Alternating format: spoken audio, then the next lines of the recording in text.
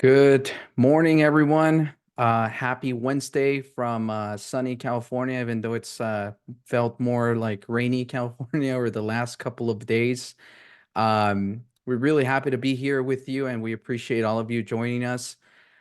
We are going to give maybe a minute or two for everybody to settle in. We're at our minute, 1 minute early. Actually, we're right on time now. And so we did have a full house today. Over just almost 600 people registered for this webinar. So definitely a great turnaround, and we're really happy with the demand. So we're gonna give, like I said, everybody a couple of minutes to settle in. In the meantime, I'll go ahead and I'll introduce myself. My name is Chris Gutierrez. I'm the founder and CEO of the National Education Institute of Investigations. And the National Education Institute of Investigations, we're like an online college. And the reason the I decided to start the institute was to spread quality education across the country, specifically in the investigations arena. I think for the longest, there was only a couple of ways for people to become educated in different investigation practices. The most common one was to just find a mentor and have somebody just take you under the wing and teach you the ropes. But even if that mentor didn't know how to do the investigation properly, you're pretty much learning the wrong way this whole time. So that's what we're all about here, and we surround ourselves with the top experts in the country. One of them being Bruce Jacobs, who I'm gonna allow to introduce himself here momentarily. But he's our behavioral analysis instructor through the Institute, and he's also the founder of leakingthetruth.com. So as we get settled in here and ready to start the webinar, a couple of housekeeping rules. The chat box is available to all of you. And if you have any questions throughout the session, go ahead and drop them in that chat box. Um, Comments, questions, anything that you're curious about. We'll try to address as many of those as possible during the webinar.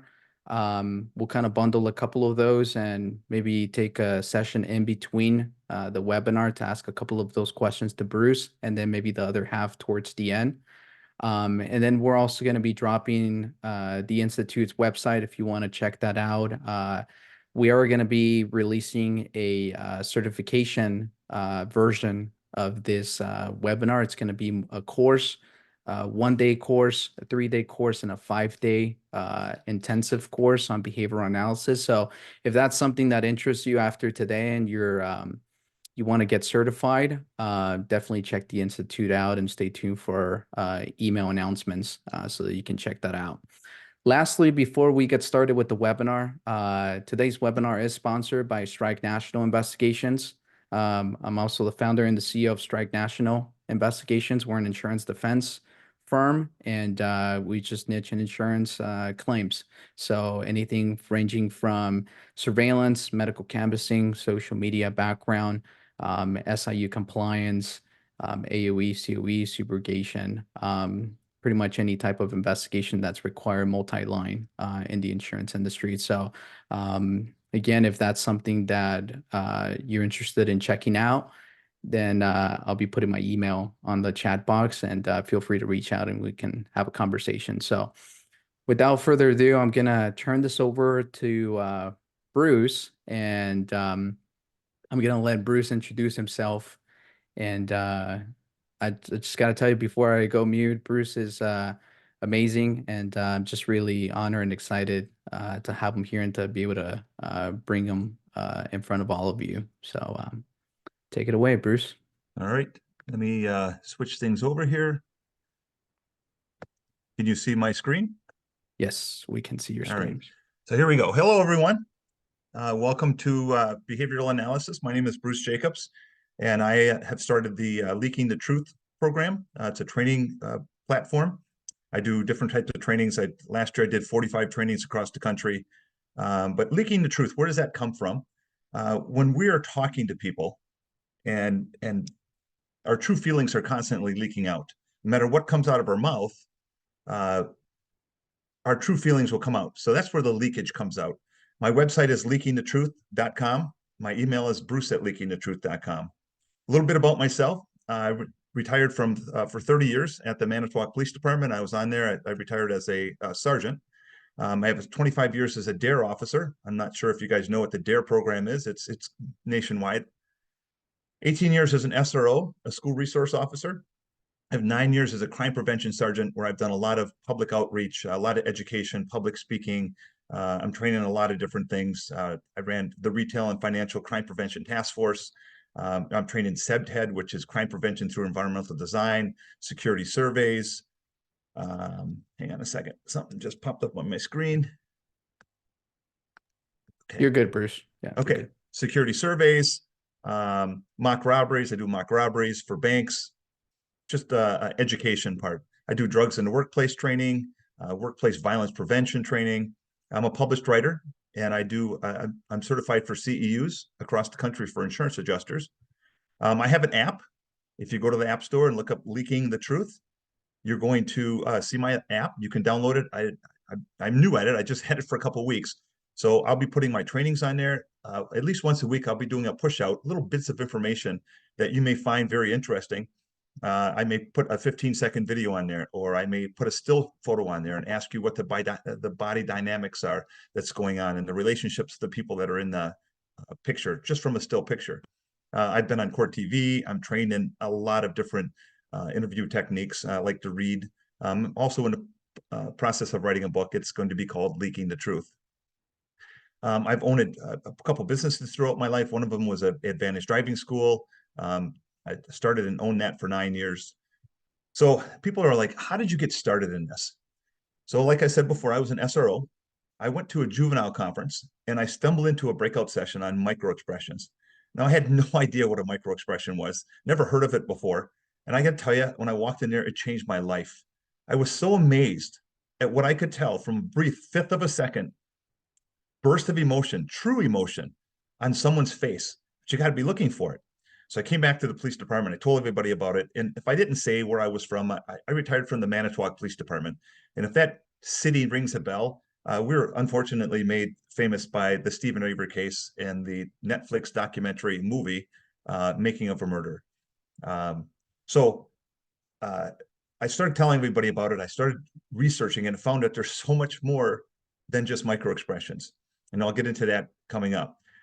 So a couple years later, actually October 31st, 2005, Stephen Avery happens. And why do criminals talk, right? It's illogical. But Freud talks about how the guilty person has a deep need to say the sentence, I did it. So Stephen Avery's on TV. And he says, the reporter goes, well, Mr. Avery, was Teresa Halbach out here? That's the woman that he killed. And he goes, yeah, she was out here, but I don't know if I'm a suspect. And he laughs. Well, the hair in the back of my neck stood up because I'd been to a homicide investigation school. And I believe it was in California. They were interviewing a 50-year-old man in his driveway because right next door, a 7-year-old girl was missing out of her bedroom overnight. And he said the exact same thing. He kind of points over and says, yeah, she lives right there, but I don't know if I'm a suspect. And he was the suspect. He kidnapped her and he killed her. So when Stephen Avery said that, I jumped off the couch. I got really close to my tube TV. And they said, well, the reporter goes, well, Mr. Avery, there's crime scene tape around the fire pit. And he says, well, I don't know why that would be. I haven't had a fire for months.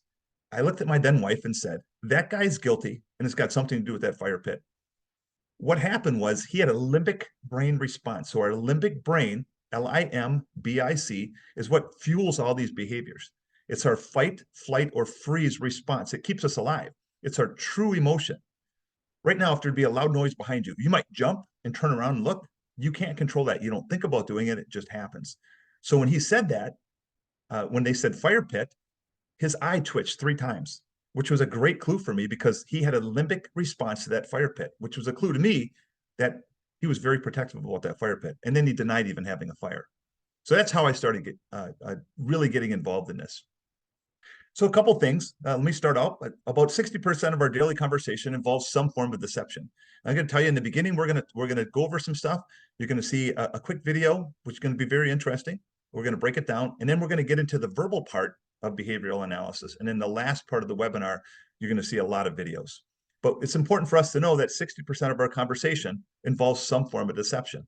And I know you're probably thinking to yourself, well, I don't lie, but everybody lies. You may tell a little lie. The waitress comes up to the table. Well, how was your meal? You didn't like it, but you're going to say, it wasn't, it was good, right? Those are forms of deception. So, first of all, we have lying by fabrication. That's making stuff up. We have lying by omission. That's leaving stuff out. And we have lying by influence. That's making someone believe that you're somebody that you're not. In other words, Bruce, did you steal the money? And I say to you, hey, listen, come out to my truck. I got 50 Bibles in the back of my truck. Okay. First of all, I've never answered your question. And I'm trying to convince you that I'm this religious person, so I wouldn't do it. So people who are perceived as being deceptive are also perceived as lacking in trustworthiness, credibility, and dignity. Since there's a moral conspiracy against lying, people are reluctant to tell outright lies. So, what do you think? So, a lot of people don't lie by fabrication because once one piece of their story falls apart, it all falls apart. They're more likely to lie by omission. Okay? When given a choice between concealing information and fabricating the information, it's much easier to conceal the information. In other words, they're telling you the truth most of the time. What's that called? Again, it's called lying by omission. We're omitting the stuff that we don't want other people to know. So, in order for an individual to fabricate or conceal information in an open narrative, that person must make a conscious, deliberate effort to do so. They have to think about it. And that's where the problem starts for the person that's starting to lie. At the same time, the deceiver doesn't want to be caught in his deception. Since there's a moral conspiracy against lying, the writer's mental processes are at conflict. Okay. So I got to tell you, our brains are wired not to lie. But when we lie, there's a friction. There's friction between our cognitive thinking of I'm not supposed to lie, or I'm sorry, cognitive thinking of I'm supposed to lie, and our emotional feelings of I'm not supposed to lie. And it causes leakage. Okay. This is where the limbic brain kicks in. So what clues are we talking about? We're talking about this emotion. I got to tell you right away, my three top rules are, first of all, everybody's telling me the truth until I see these obvious signs of deception. Number two, I have to be objective. I cannot be subjective. I cannot let my personal feelings get into this. And number three, nervousness is not a sign of deception. So these clues that we're going to talk about, they're not deception, they're emotion. And they're only deception based in the context of when they happen. Because sometimes it's good to have these emotions, and then other times it's not. And I'm going to give you a lot of examples of that. So what clues are we talking? There's 5 different channels of communication. First of all, we have micro expressions, a fifth of a second burst of emotion that comes across our face in reaction to a stimulus. So a stimulus can be a question, it can be a picture, it can be a song, it can be a police officer standing at attention, right? It's stimulus, anything that's going to cause a reaction. We have 43 muscles in our face. We make over 10,000 facial expressions. Then we have body gestures, things that we do with our head, our hands, our fingers, our arms, our torso, our legs, our feet, our toes. Very important. And they all mean something. They're all limbic brain responses.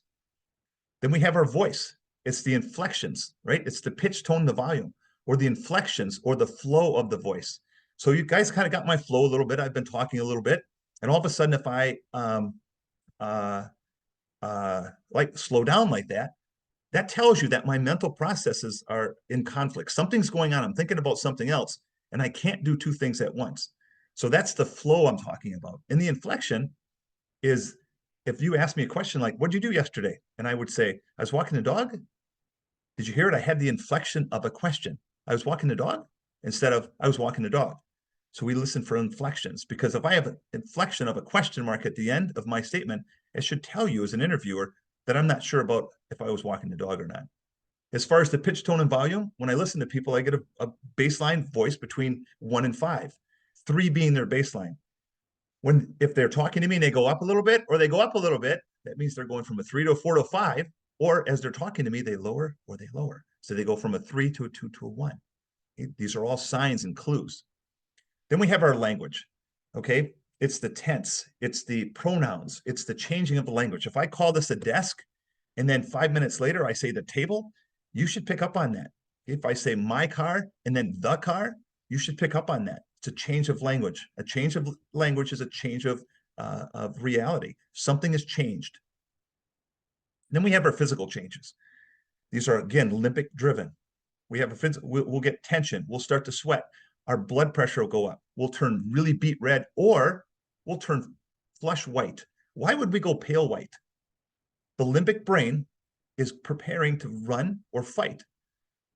When we go really white, all the blood runs out. The limbic brain pumps the blood away from our extremities into our large organs, getting ready to fight. So when you see somebody's face go white, that's a danger clue for you, or there's something really bad that they're trying to cover up. I also got to tell you that we tell our story with all our knowledge. In other words, if I went hiking this morning with someone, but I didn't want you to know that, I can't unknow that somebody was with me. So as you're asking me about this story, I want to say we because I know I wasn't alone, but I have to say I. And that's where the leakage comes in. All right, all because of the limbic brain. I apologize for this slide, but Dr. Paul Ekman has scientifically proven that these are the 7 universal facial expressions known to man. If you're human, you have them. Blind people do them. Infants do them. They have to be synchronized and symmetrical. Synchronized to the stimulus, right? So when you say something, my micro expression is going to be very quick, but it'll be in response to that stimulus. Okay, so let's look at happy. So my kids are like, Dad, you got a fake smile. And most of the time I do. And so do you guys, right? You'll smile for the camera, but you're not really smiling.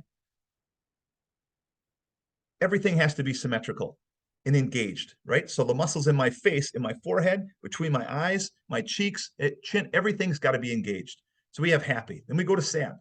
Okay, sad, classic sad, corners of the mouth down. Remember, this is going to take place in less than a fifth of a second. It's going to be very quick. And you're going to see some of those coming up. Corner of the mouth down. Look at the tension between my eyebrows. And then my eyebrows are furrowed down on the outside. Contempt. To me, contempt is the most important facial expression that you can recognize. It's the asymmetrical smile, the only single-sided, non-symmetrical facial expression that we make and don't do it on purpose. You see people raise their eyebrow, right? They're thinking about doing that. Contempt smile, people just do it all the time and they don't understand that they're doing it. They don't know they're doing it. I have micro expressions. We can't control them, right? We can't control jumping if there's a loud noise behind us. So contempt means that you're proud of it. Social superiority. And depending on the context, it's good or bad. Your boss comes up to you and says, hey, you did a really good job. Or you're telling me about your family or your job or something that you're proud of. You may have a contempt smile. It's appropriate at that point. If you're telling me something that's bad that's happened to you, you got in this bad car accident, you had money stolen from you, you got beat up, and you have a contempt smile, that's a deceptive emotion. Because why are you proud of something bad that happens? That's an example of good things and bad things. So it's emotion. It's only deception based on the context of when it happens. Let's go down to the bottom. We have fear. I put fear and surprise next to each other because sometimes they get mixed up, right? Fear, my mouth and my eyes are open wider than baseline. In surprise, it's even higher. Let's go to the next one, disgust and anger. I put those next to each other because they get mixed up sometimes. Disgust is the face you make when you hear a bad joke or you smell poop, right? Think about when you have kids, you open up the diaper and you're like, ugh. So you push the corners of, you pull the corners of your nose up. Sometimes that can get mixed up with anger. Anger can look a lot of different ways. Here I'm gritting my teeth, but you can see the tension all throughout my face.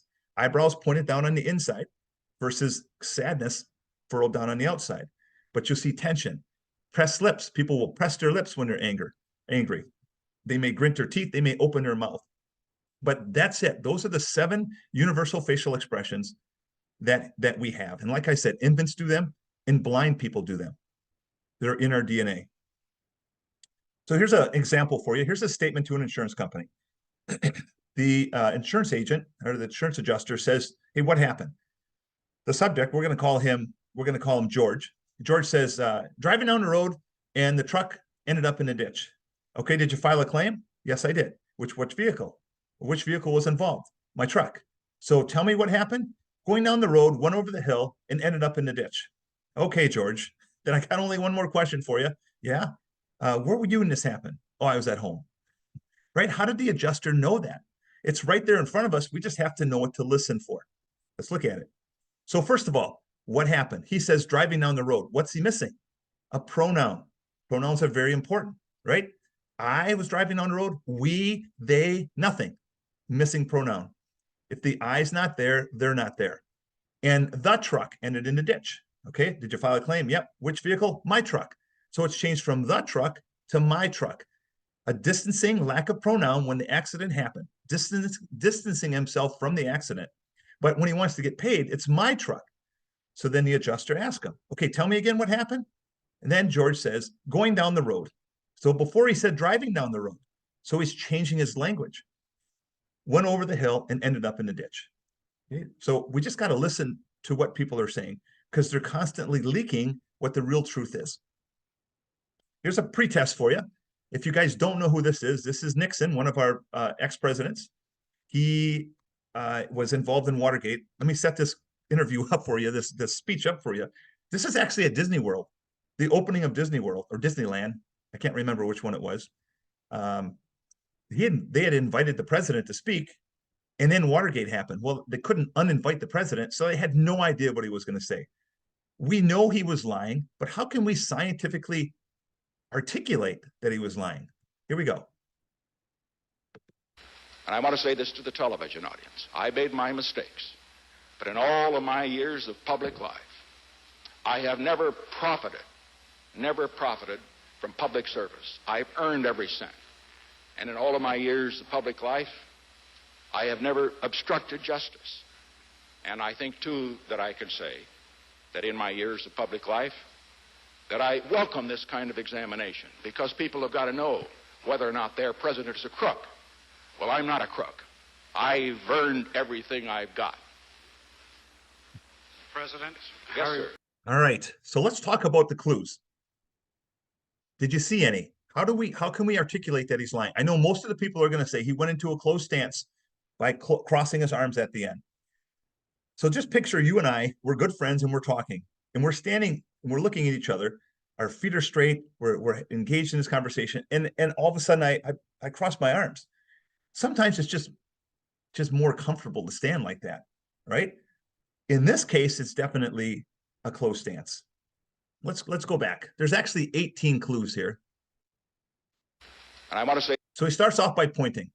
Pointing is always seen as a negative. Okay, imagine somebody talking to you and they're pointing at you all the time, right? But he's not even talking to the audience. He says, I want to say this to the television audience. So he's kind of ignoring them. If that's all you have, disregard it because it would mean nothing. We look for clusters, or some of these clues are more important than others.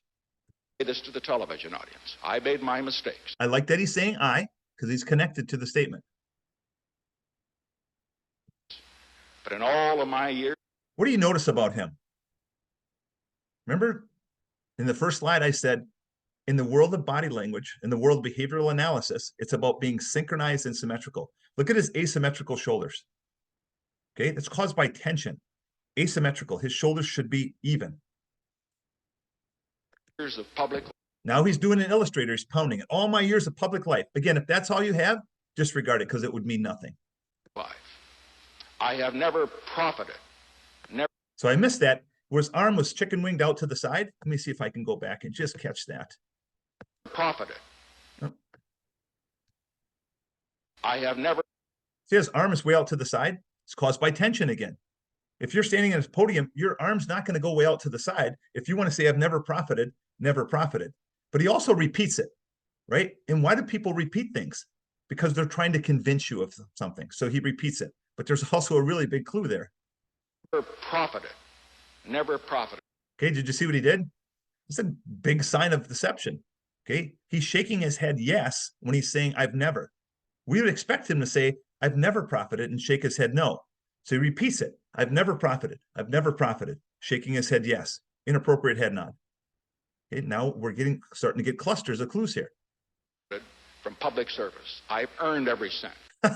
So you can't write it any better than that, right? So I've never profited, shaking his head yes, repeating it. And then he shakes his head no and says, I've earned every cent.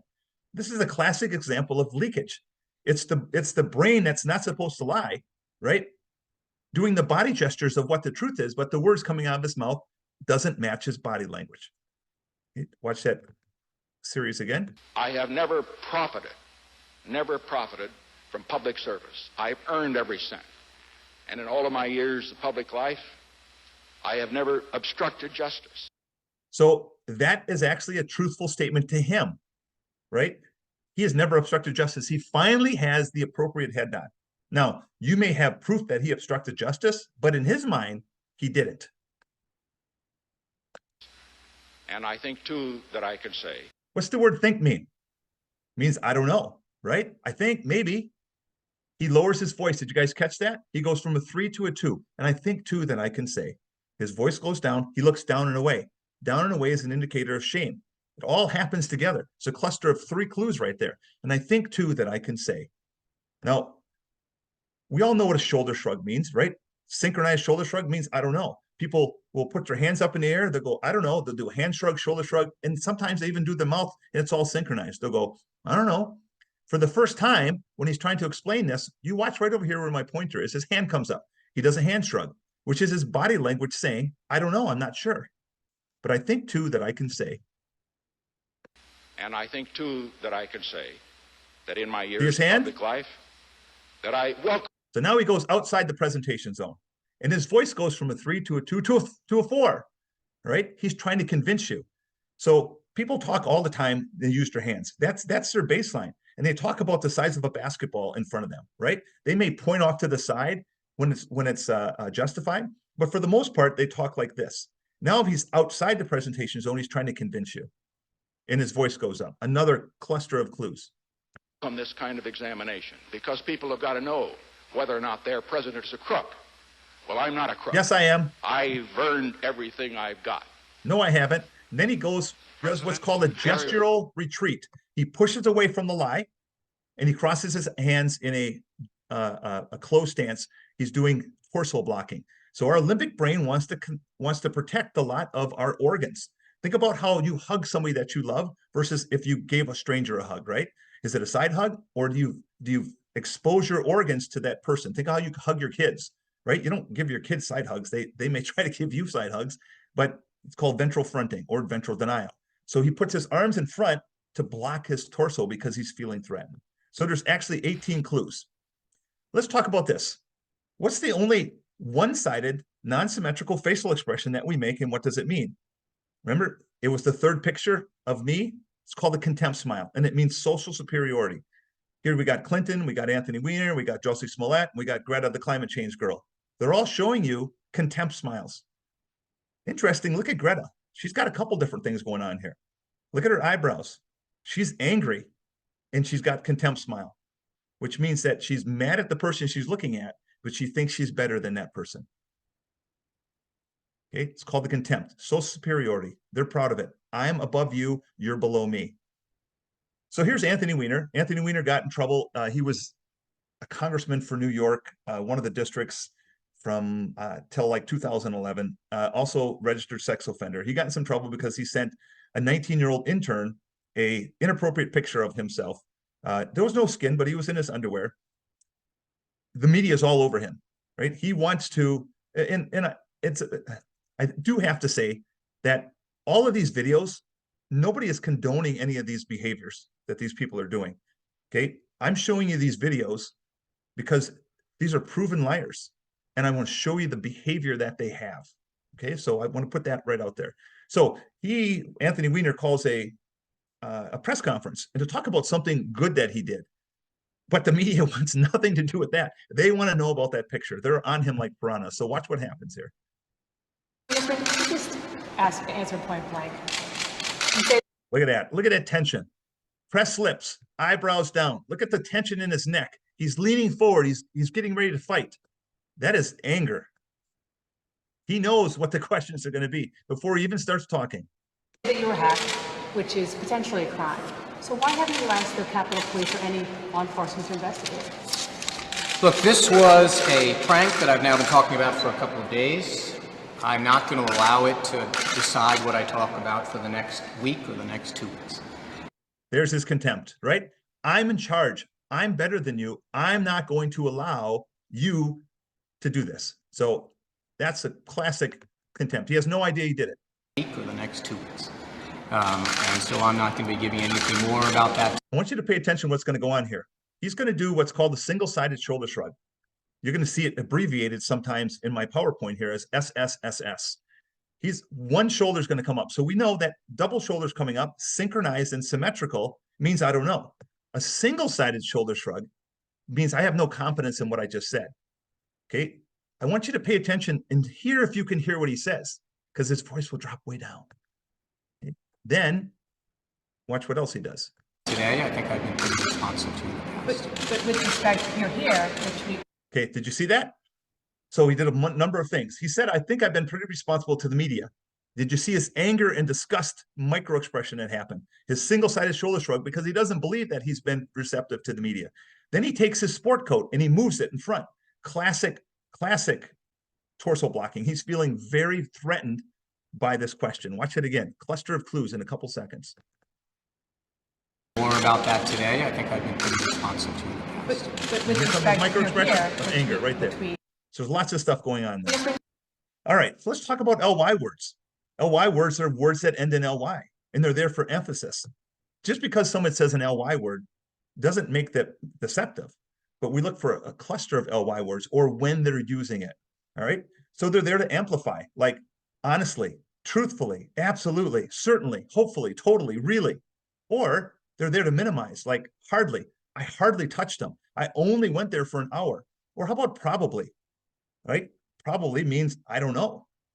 So how about actually? When somebody says the word actually, they're comparing two things in their mind. So if you would say, Bruce, did you ever get in a car accident? And I would go, no. Actually, no.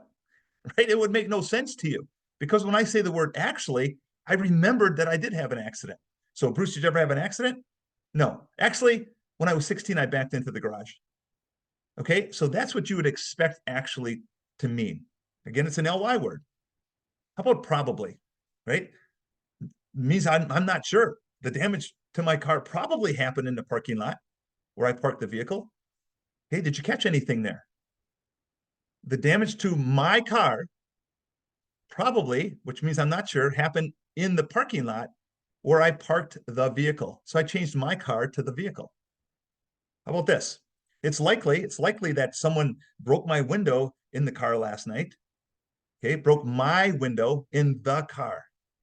Possessive, but then it's the car. Missing pronoun. How about this basically? What does basically mean? Right? Basically means a roundabout, right? I could say, hey, listen, I'm basically 200 pounds. So what does that tell you? I'm not 200 pounds. So did you give that person permission to drive your vehicle? Well, they're like a brother to me, so I basically did. Right? They're not answering the question. This is just a case I did when I was on the department. Anyway, some basic hints. So I'm going to skip through these because I'm going to show you what these are. But these are some basic hints for statement analysis or content analysis. Okay, so you have lack of conviction. It's not locking into any facts. You have extraneous information. It's any information that tells us other than what happened. Verbs, the changing of tense. Order of appearance. So I don't want to tell you about these because I'm going to test you guys on them, but there's a lot of different clues that we have. So let's talk about lack of conviction. I'm going to play it for you so you'll hear it. Then I'm also going to show you the words. If you want to practice just listening to the words, then don't look at the screen. You know, if you want to do them both, then you can do them both. I think I came home around 6 p.m., maybe around 7 o'clock, took a shower and watched some TV. I'm not sure what was on. Later, took a walk, not sure what time, and I don't remember how long I walked. I may have walked past the gas station. I'm not sure though. I just don't remember. All right, so lots of clues there. First of all, the lack of conviction, not locking in any facts. I think, around, maybe around, I'm not sure, I don't know, I don't remember, may have, I'm not sure. All right, did you catch the change in language? 6 p.m. in the first line, and then I said 7 o'clock. It's a change of language. The missing I, so I'm missing the pronouns in a lot of places. And then the word later. How much time is later? Later is something we're not going to be able to discuss today, but it's called a connection. It shows a missing link of time or activity. I'm telling you, when I'm using that word, that I'm leaving information out that I don't want you to know. All right, and I just don't remember. Let's go to the next one, extraneous information. Did I take the money? I went to work that morning and the traffic was terrible. Accidents and traffic jams. I really had to be careful about getting there. Once at work, no one made coffee, so I had to do it. I need my morning coffee, you know. What was I going to do without coffee? Then my boss comes in and wants all the documents on the Harris case, which took me all morning to get. I forgot my lunch, so I had to run out and get fast food. Not good. The hot sauce, on the tacos gave me heartburn. I worked all afternoon on getting those documents. Later, I heard about the missing money. So, nope, did not take it. All right, lots of clues there. I hope you listened for the voice inflections too. All right, so repeating the question. Why did you repeat the question? Your limbic brain needs time to think about what it can say and what it can't say. Who repeats questions, right? Think about Miss America. Why does she repeat the question? Because she has to think about what she can say. The question is, did you take the money? That's a yes or no answer. But this person, it was me, obviously, that taped it, can't answer that question. So repeating the question, extraneous information about getting to work, coffee, documents, lunch, heartburn. That may seem unimportant to you, but I guarantee you it's connected to the case somehow. That's a different class. The word later, did you guys catch that? Right? Later, how much time is later? What am I hiding from you? So nope, did not take it, right? The voice inflection went up. Who didn't take it? I'm missing my pronoun. Okay. Also, if you look up over Did here. I take the money? Whoops, sorry about I that. went to work that morning and the traffic was If you look up here, third line down, there's a small I. I put that there on purpose. Those are great clues when you're having a written statement that are so valuable. I don't have time to explain it to you now. I can't give you everything in an hour. I actually do 40-hour trainings. So let's talk about verbs. So I'm having trouble clicking on this because I can't get to it. And if I click the wrong button, I'll stop sharing. So let me try something.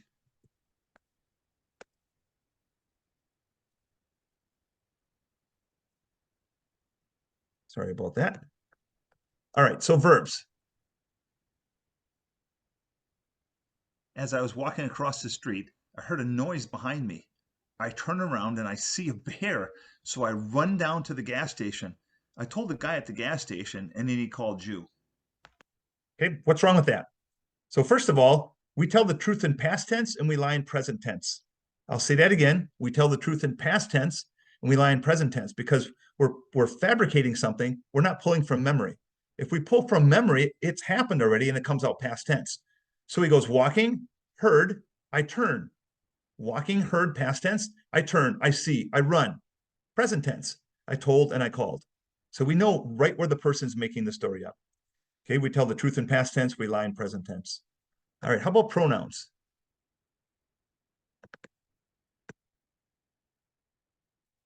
What happened today? Well, got up, showered, got dressed, ate, and then drove to work. When I got to work, we met in the break room for some coffee. Later, I went to my desk and noticed that the money was missing from the desk. All right, so here we go. Repeating the question again. Missing I several times in the first sentence.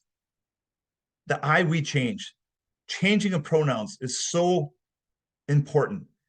Remember, we tell our story with all our knowledge, right? So in this case, he said I, we. He knows it's I. He was the only one there, but it's distancing language. He wants it to be we so that you don't look just at this person. He wants everybody involved. So pay attention to pronoun changes. Expect that people are going to make mistakes when they talk, but not with pronouns. And then later, that's my connection, shows a missing link of time or activity. Okay, and then my desk and the desk. I don't know if you guys are picking up on those things. Distancing language. Hey Bruce, we do have a few questions from the audience. Okay. So Hillary's asking, are there any disabilities or mental diagnoses that could cause a false or inaccurate deception leakage? Yeah, so some of the things that will affect this. English as a second language, right? Their language may be off a little bit, but that's not going to affect the body language. You could be on the spectrum, and depending on how far on the spectrum you are, it's going to affect this. Everyone has a limbic brain. Okay, everyone has these reactions. Drugs and alcohol will affect it also. So if you're trying to pick this up on a drunk person or somebody that's strung out on drugs, it's not going to work. Okay, but those are really the only limitations. It works on psychopaths, right? It works on kids. I've got tons of videos that show it. You know, where people, in fact, there's a commercial on for a product. And as the little girl is on there, she's having these responses that she doesn't believe what she's saying. So it works on kids. You know, I've worked as an SRO for 18 years. I've seen kids and young adults do this. So yeah, good question.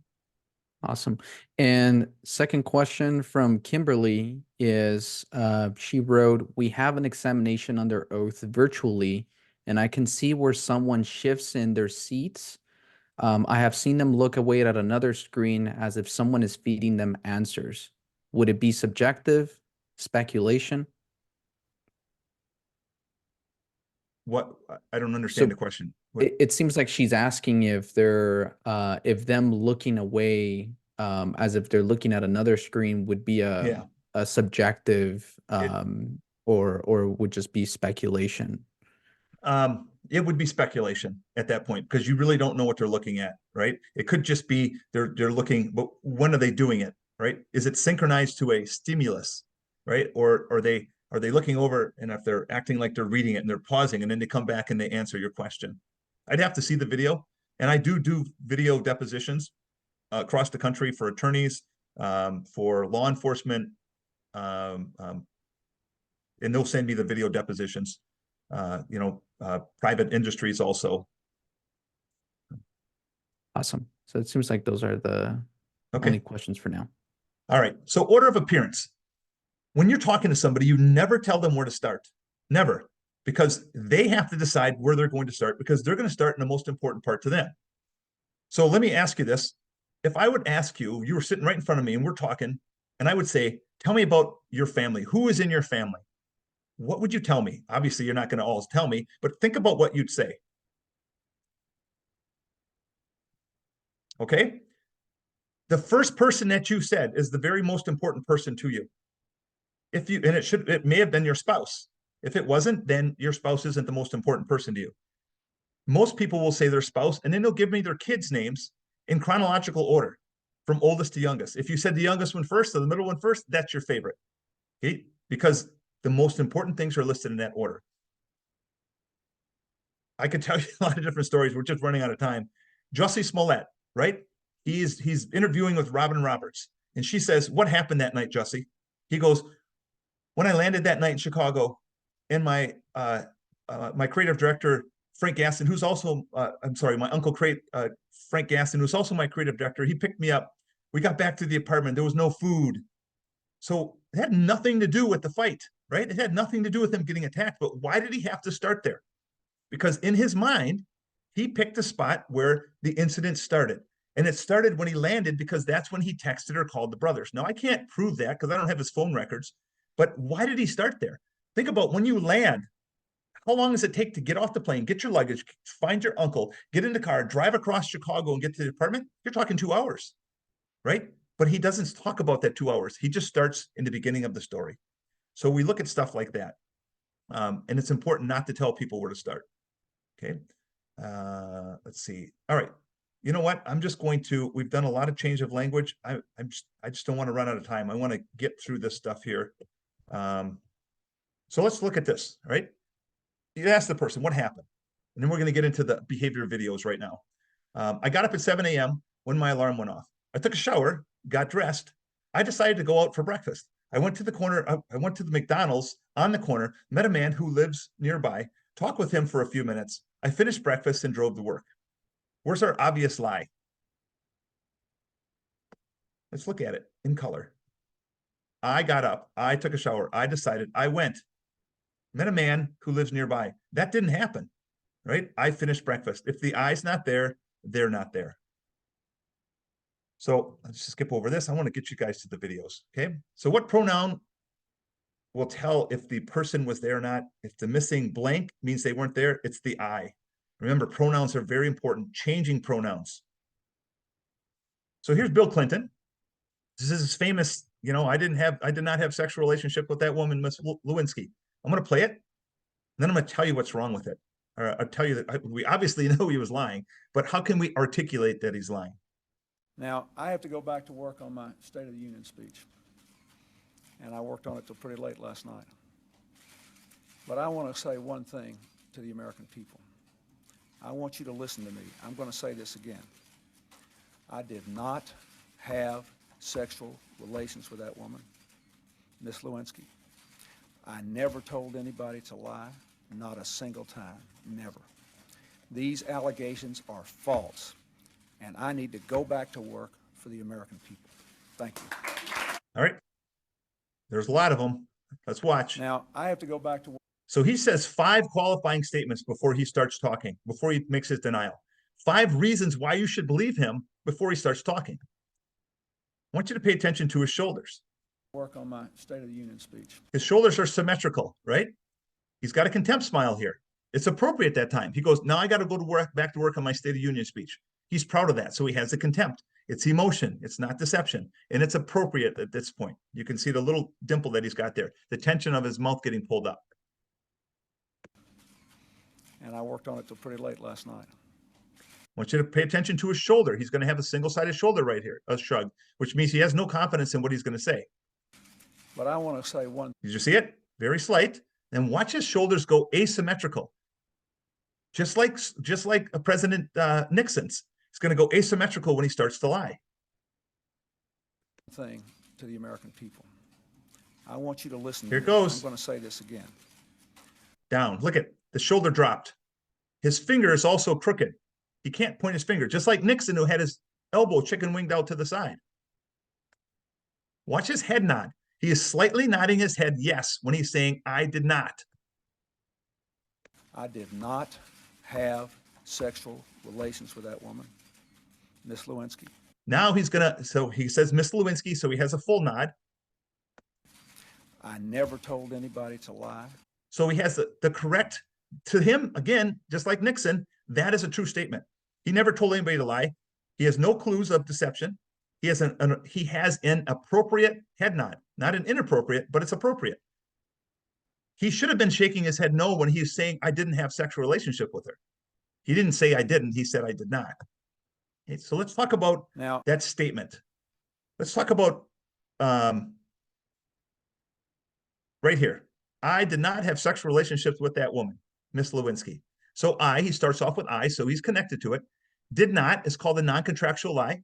Okay, it's a weaker indicator, but there's a lot of studies that show that people who lie don't use contractions. Have sexual relationships with. The word with means distance, right?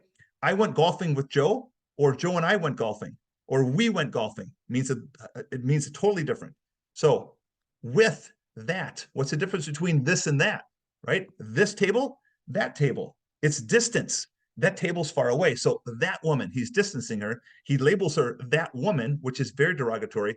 And if you notice, the word I and Lewinsky are at opposite ends of the sentence. That's classic distancing language. And I know what you're thinking, Bruce. People don't think about the structure of their sentence before they talk. And you're right, they don't. It's in our DNA.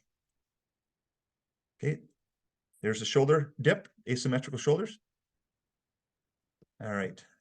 Here's Jussie Smollett. He's talking about getting jumped and beat up. Intersection, I heard Empire. And I don't answer to Empire. My name ain't Empire. And I didn't answer. I kept walking, and then I heard Empire. So I turned around and I said, the did you just say to me? And I see the attacker masked. So I'm going to stop it right there. Think about you telling the police or anybody how you got beat up, right? I was walking across the street and I heard a noise behind me. I turned around and I saw 2 guys with ski masks. That's what the normal person would say. But what does he say? Did you catch it? I turn and I see, present tense, the attacker. His flow changes. He's labeled him the attacker before he's the attacker. That's not the way our English language works, right? And you can explain this stuff away all you want. Well, maybe he was nervous, maybe this, maybe that. It doesn't matter, right? Don't doubt the science. So I turn and I see the attacker, masked. And think about what you'd say. I was walking across the street. I heard, past tense. I turned, past tense, and I saw, past tense, 2 guys. He didn't even tell us about the second guy until the end of this clip. And watch what happens when he tells us about the second. He doesn't say the guy either.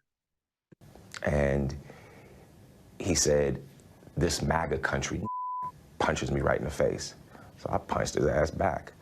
And then I want you to pay attention to the flow change. I want you to pay attention to his eye blocking. His rapid eye movement he starts blinking his eyes. It's a classic eye blocking. And he looks down and away. He'll look over here. The entire time he's talking about the fight. And again, this whole interview, this was all the details about the fight. This was it. We started tussling, it was very icy, and we ended up tussling by the stairs. Fighting. There was a second person involved who was kicking me in my back. And why does he have a contempt smile about a second person kicking him in the back? Why is he proud of that, right? Because the whole thing was set up. You can't deny that. Contempt smile, this is what it means. It's 100%. So we have appropriate ones and we have inappropriate ones, right? He's proud of the fact that this person was kicking him in the back. We just heard about this second person. When he turned around, he saw two guys with face masks, but he didn't tell us that. I see the attacker. Okay.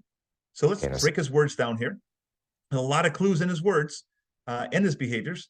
So we talk, okay, so I see the attacker, punches me right in the face, is present tense. So here's the money ball.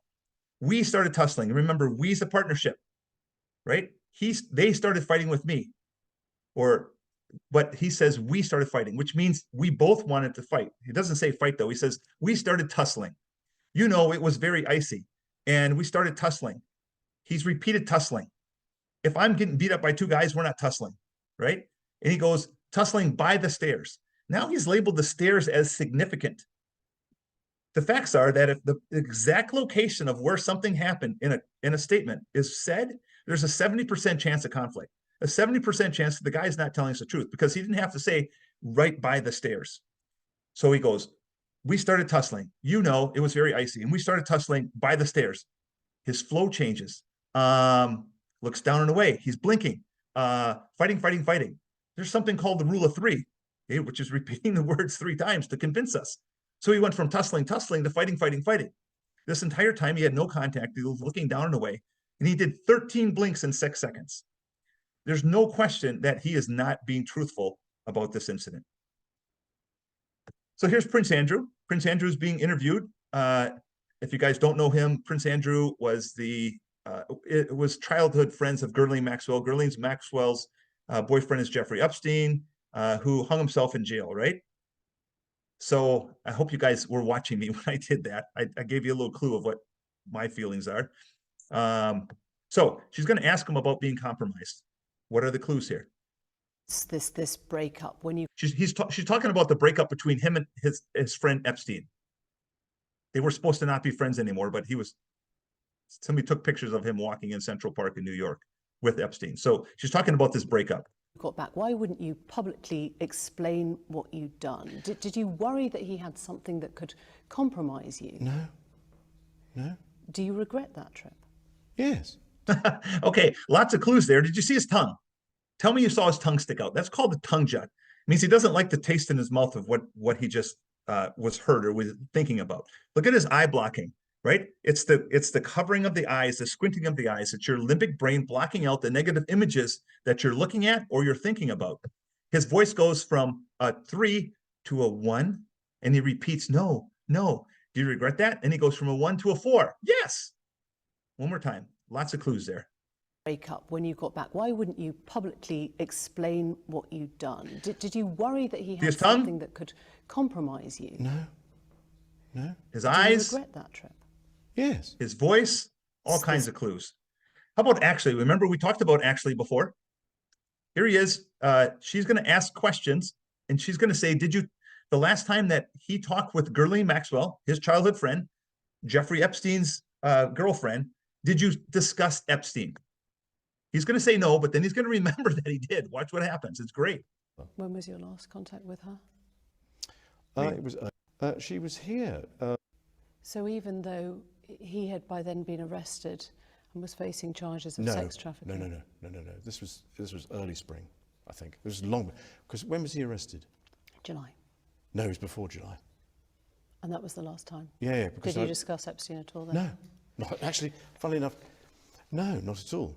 There wasn't anything to discuss about him because he wasn't in the news. It wasn't, it was just, we'd moved on.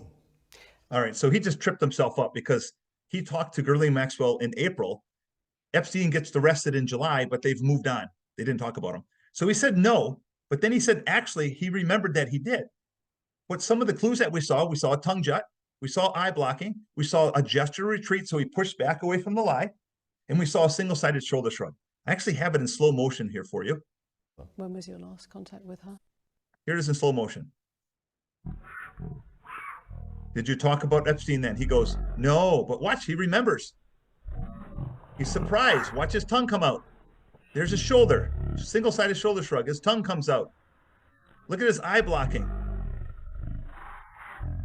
Again, if you ask me the question, did you ever get in a car accident? And I go, no, actually, no. You wouldn't expect that. I remembered that I backed into the car, into the garage. All right. So these are still shots from when he's being asked the questions. All right. So here's Obama. Obama just won the election from McCain, and he is going to, he's trying to thank McCain for the tough race that he's fought.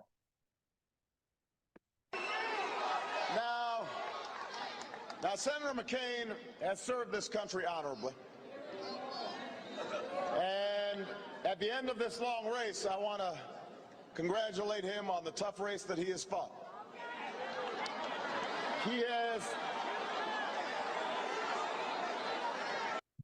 No deception there. So let's talk about what happened. True limbic brain response. So he doesn't want to be up there. We know that because when he starts talking, the first thing he does is touch his face. He goes, now, that's a limbic response. It's a pacifier. He's trying to calm himself down because his limbic brain wants him to run or fight, but he knows he can't, so he touches his face. It's limbic brain pacifier. He goes, now, Senator McCain has served this country honorably, and at the end of the day, I want to thank him for the tough race that he's fought. He has a tongue jut. He didn't like the taste in his mouth of what he just said, thanking McCain. But then he can't talk. He pauses. His flow changes. He goes, yeah, and that's all he says. 6 seconds. He touches his face once. He touches it second time, and he comes back with his middle finger. All those are classic limbic responses. So here's, this is Priscilla Presley, Lisa Marie Presley. Sitting right next to her is her husband, Michael Jackson. Diane Sawyer is asking her, did you ask him if they were true? She's saying, are the charges true? Did you ask him if these charges are true? So I didn't... Did you say to him, are they true? No, I didn't. No, I actually did not. I wish I could play that. I'm going to play it for you one more time because it's short. So I didn't... Did you say to him, are they true? No, I didn't. No, I actually did not. All right, so let's talk about what happened. First of all, she goes, did you say to them, are they true? She goes, no, I didn't. So there's her normal face. Here's her contempt smile, right? She goes, no, I didn't. A contraction has a contempt smile. But then she thinks about it. She pauses and she answers the question a second time without being asked. She goes, no, I actually, remember actually what it means, she remembered, did not. She changed didn't to did not, non-contractual lie, and she has the disgust on her face. And that's the disgust look on her face. So we watch for these true bursts of emotion. So what does this tell me? Just with the facts, is that she's proud of answering that, no, I didn't. But then she thought about it. Now, I couldn't answer, I was there, I would have asked more questions, but this fact that she has a disgust look on her face, she repeats it and changes her language, tells me she's disgusted by knowing that he did or disgusted of the idea that he did. So people are constantly leaking what their feelings are. Here's R. Kelly. Have you done anything that you regret? Have you done anything wrong? Lots of things wrong. Look at his head nod, straight up and down, right? Now watch what happens. When it comes to women, that I apologize, but I apologize in those. So all of a sudden his head nod changes. So he hasn't apologized to those women. Relationships, at the time I was in the relationships. Have you broken any laws when it comes to women? Absolutely not. Okay, so there's his voice, right? It's easier to lie if you lower your voice. So absolutely not. He whispers. We know his baseline no head nod is straight back and forth, right? But he leaks with his voice. Absolutely not. Which is important for us to know what absolutely not means. Absolutely not means shaking your head no. Okay, next video. Same interview. And allow me. So they're lying on you. That's your explanation. They're lying on you. Absolutely. Absolutely. Absolutely. Repeats absolutely 3 times. Did you guys catch the single-sided shoulder shrug? And he touches his face. Okay, all kinds of clues there. We got another one. Are you an older man? Seeing her. You were seeing her. Yeah, she's 21. I'm seeing her. She's 21. Yeah. But did you start seeing her at 17? Watch his head nods here. Did you have sex with her when she was 17? Absolutely not. Absolutely not. So he's shaking his head no, but even before he's done, he's shaking his head yes. That's your true feelings coming out. Remember, our brains are wired not to lie. So our body language is saying something than our words are. It gets better. Absolutely not. Absolutely not. Although her parents wanted me to. No, her parents claim they have text messages that show that you had sex with her when she was 17. Claim. So you're saying you did not have sex with her when she was 17? Absolutely not. You were with 2 women. All right, we're almost done here. So Aaron Rodgers, I got 2 more videos. This is Aaron Rodgers. I live very close to Green Bay. So Aaron Rodgers is going to be asked if he was vaccinated. This is what Rodgers said back in August. Notice his shoulders? Asymmetrical. You vaccinated? Yeah, I've been immunized. You know, there's guys on the team that haven't been vaccinated. I think it's a personal decision. I'm not going to judge those guys. All right, what were our clues? Right? Have you been vaccinated? He says, yeah, I've been immunized. And that's okay at that point because he's not changing his language. He's changing their language, right? So if I present down south, they call it a water fountain, and it's a bubbler up north. It's called a bubbler. Okay, it's pop or soda, it's pop or Coke down south, and it's soda up here. So I'm not changing. He's not changing his language, but then from then on, he has to say immunized, but he doesn't. He changes it back to vaccinated. When he says vaccinated, did you see his contempt smile? It's inappropriate at that time. Why is he proud of that? Because he was never vaccinated. Watch it one more time. Watch his contempt smile. This is what Rodgers said back in August. Are you vaccinated? Yeah, I've been immunized. At that point, it's okay, but he still has the asymmetrical shoulders, so it tells me there's a lot of tension. You know, there's guys on the team that haven't been vaccinated. There's his contempt smile. There's guys in the team who haven't been vaccinated. Contempt. He's one of them. That's what he just told you with the contempt smile. Okay, so last video here. This is, in the beginning, I told you that we tell our story with all our knowledge, right? And I can't unknow what I don't want you to know. So here's a soccer player. I think it's soccer. He just won this award. He says, I always wanted to win just one of these awards. And watch, he has a single-sided shoulder shrug because he's not, he doesn't believe it. He wants to win more, is basically what he's telling us, okay? But then he starts talking, and his true thoughts come out because he can't unknow something. These are called verbal slips or Freudian slips. Pay attention to them. They're very important. Thank you very much. And I thank Almighty God who is above. I always wish to win one of There's these. shoulder. And I got it. So thank you very much for this, for giving me this. And I appreciate my fans also. My wife and my girlfriend. I mean my wife. Yeah, sorry to say. I'm so sorry. My wife. Listen, I love you so much. Aya, I love you so much from my heart. Ne? So yeah, it's too late. You don't come back from that. All right. So let's think about order of appearance, right? I want to thank my friends. They're most important. Then he goes, my wife. Did you see his shoulder shrug? My wife. He does, I don't know. And my girlfriend. And then it was too late. Okay. We can't unknow what we don't want other people to know. All right. So that's it for the webinar. I hope you guys enjoyed it. Please download my app. Go to the App Store and look up Leaking the Truth.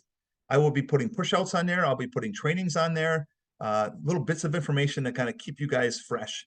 If you have more questions, put them in the chat. I'll stay here and we can talk about them and get through it.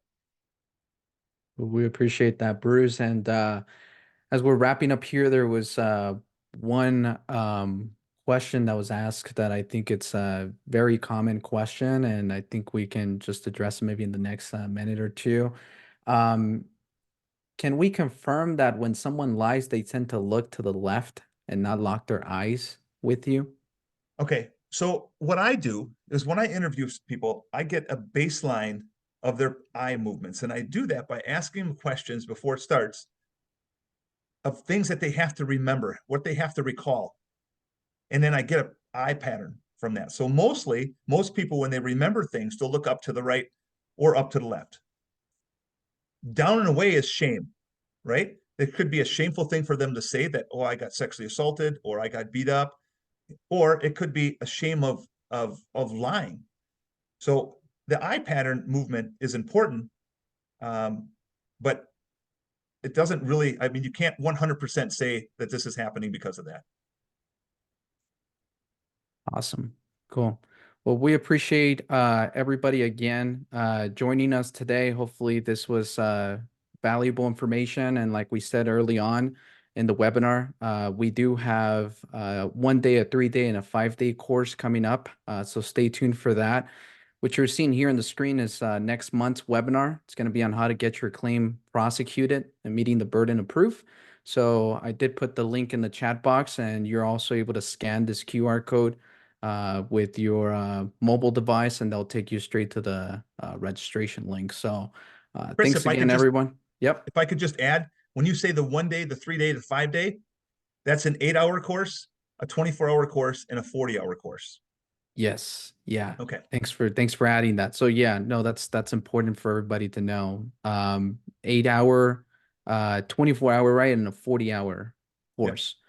So awesome. Cool. Well, thanks everyone again for joining us today, and we'll see you on the next one. All right. I see a lot of